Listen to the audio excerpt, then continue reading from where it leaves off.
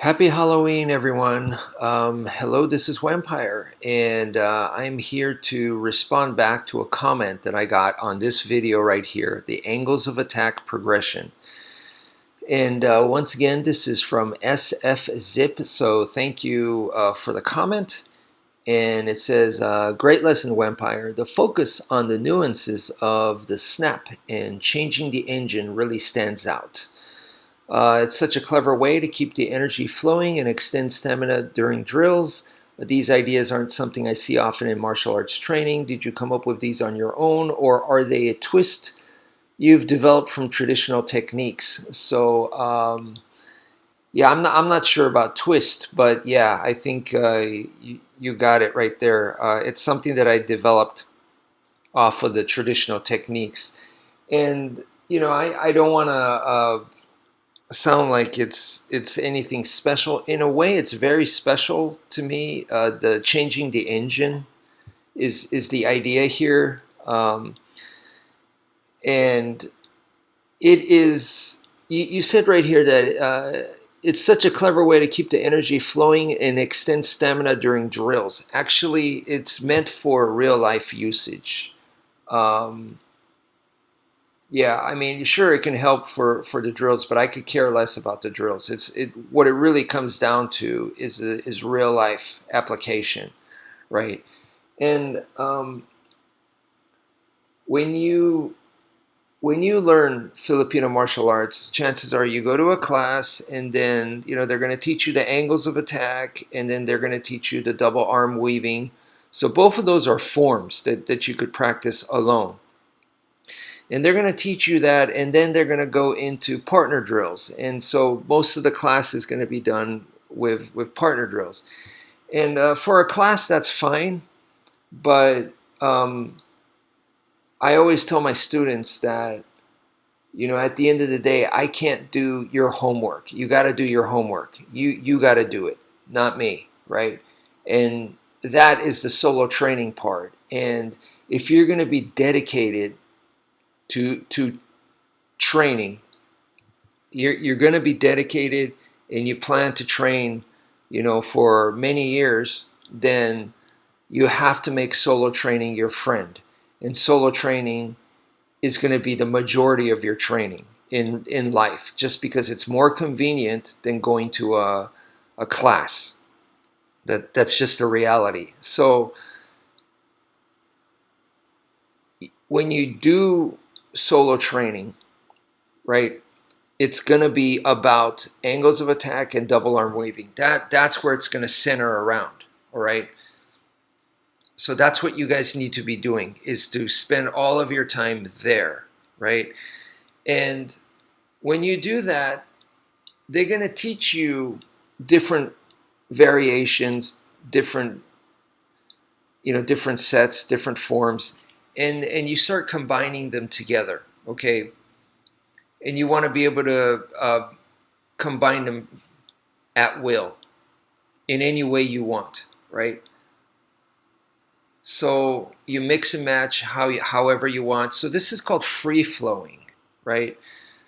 So when you're free flowing, they also tell you that you want to be relaxed, that this is meditation in motion. And I went through the exact same training, and I did that, all right? I still do it. And that's all great, but most people stop there. And I said to myself, okay, I want to use this stuff in real life.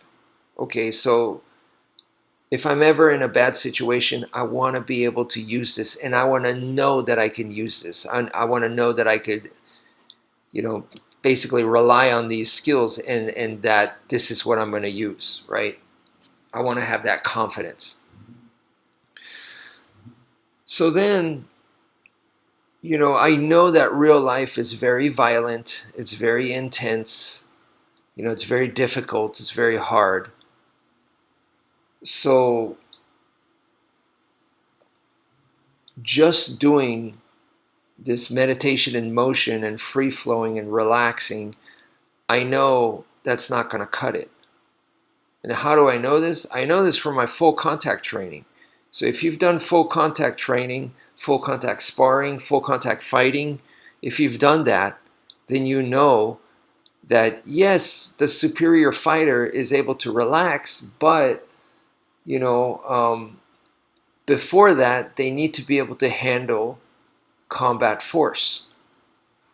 Okay, so this is a very important lesson that a lot of people will look at, you know, something like Aikido or Tai Chi, or you know, those arts that teach you to relax and use sensitivity and you know, feel the opponent, observe the opponent, all this kind of stuff. Those are all great, but they're all very advanced in a sense, because none of that stuff's going to work if you cannot handle combat force.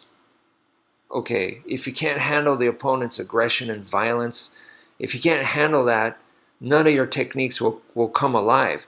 And this is the way it also works in sport, right? Sport gives us, it shows us plain and simple.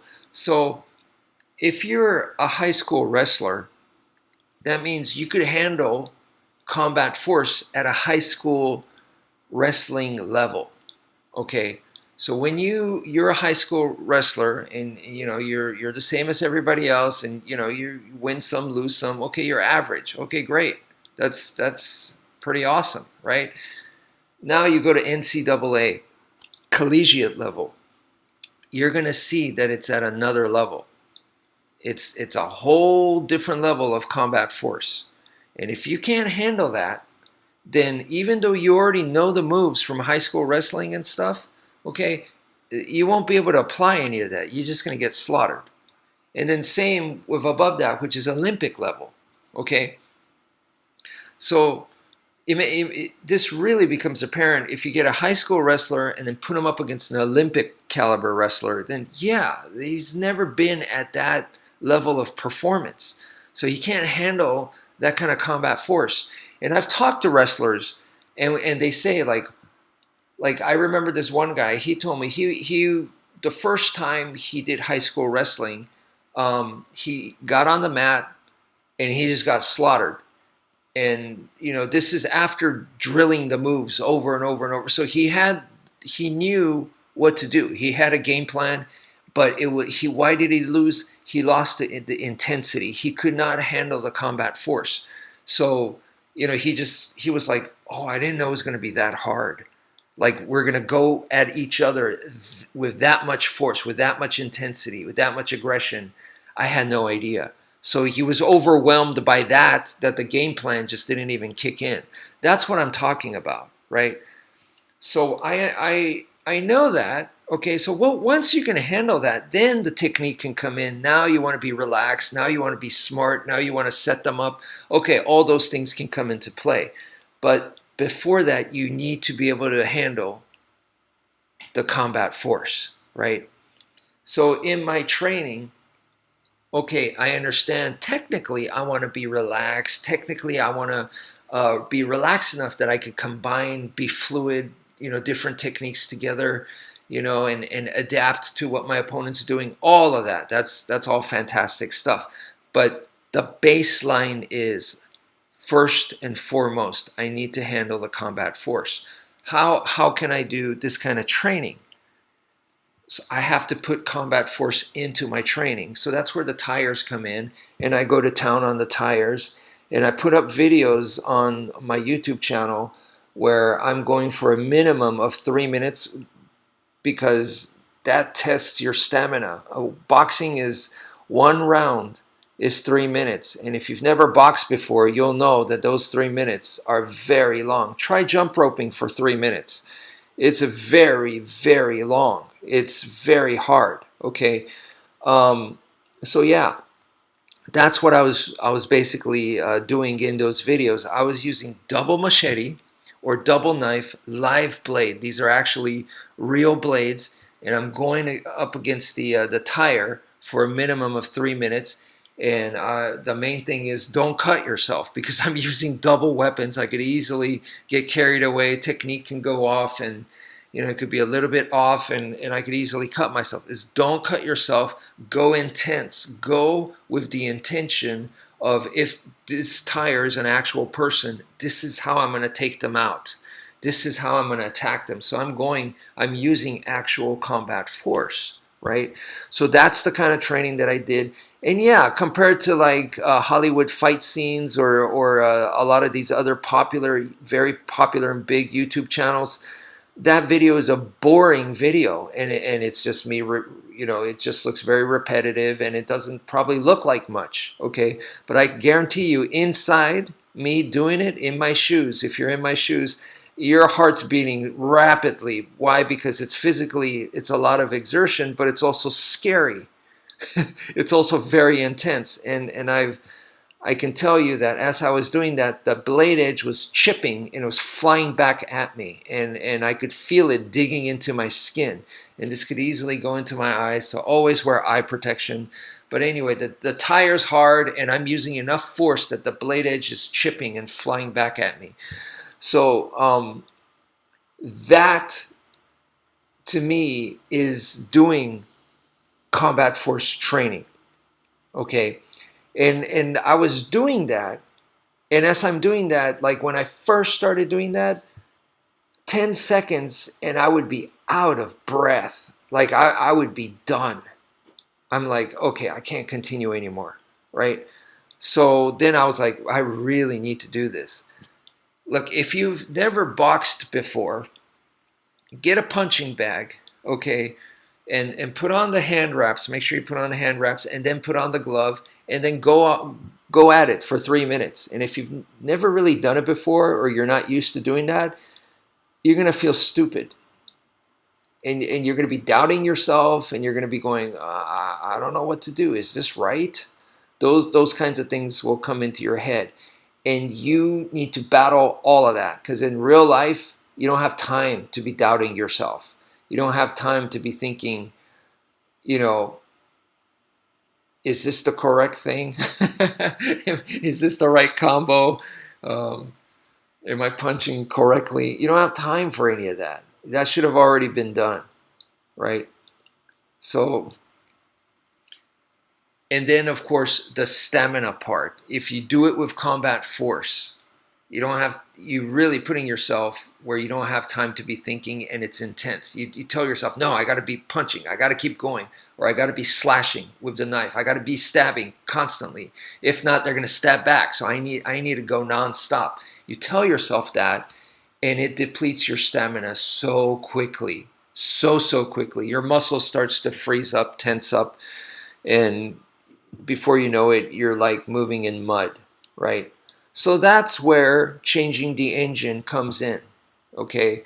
And the other part, like I said, is stamina training is very, very important. That's why in all the sports styles you see, they're doing stamina training.